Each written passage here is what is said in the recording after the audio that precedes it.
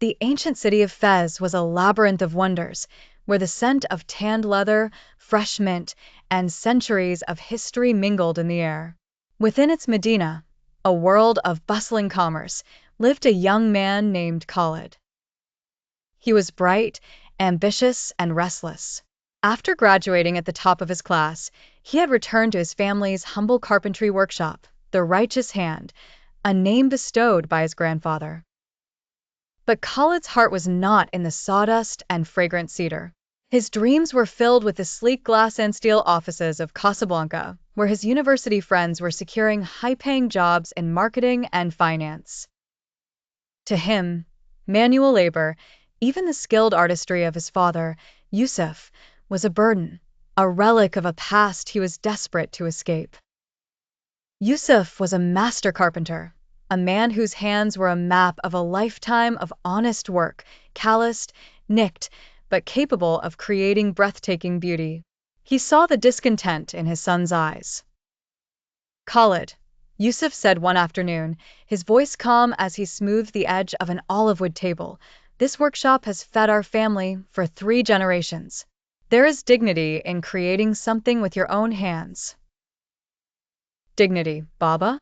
Khalid retorted, gesturing to his phone where a job offer for a sales position glowed. "This offer pays 3 times what we make here in a month. That is dignity. This," he kicked lightly at a pile of wood shavings, "this is just struggle." Yusuf did not get angry. He simply nodded and pointed to a complex geometric pattern he was inlaying into the table, a pattern known as zellige, requiring immense precision. This pattern would collapse if one piece were cut carelessly. So too does a life built on haste and disregard for one's roots. Frustrated, Khalid decided he would prove his point. He announced he would take the sales job. But Yusuf, with a wisdom that ran deep, proposed a compromise. "Give me 1 month. Work with me, not as my reluctant son, but as a true apprentice. Learn the secret of this workshop. If at the end of the month you still wish to leave, I will not only bless your decision but will give you the seed money you need to start in Casablanca." Intrigued by the mention of a secret and tempted by the financial offer, Khalid agreed. The next day, his real education began. The work was harder than he had ever imagined. It wasn't just sawing and hammering.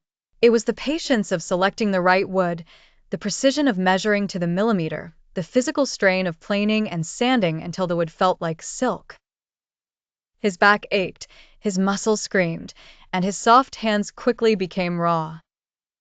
One evening, exhausted and covered in sweat and sawdust, he complained, "Baba, is this the secret? That work is backbreaking? I already knew that."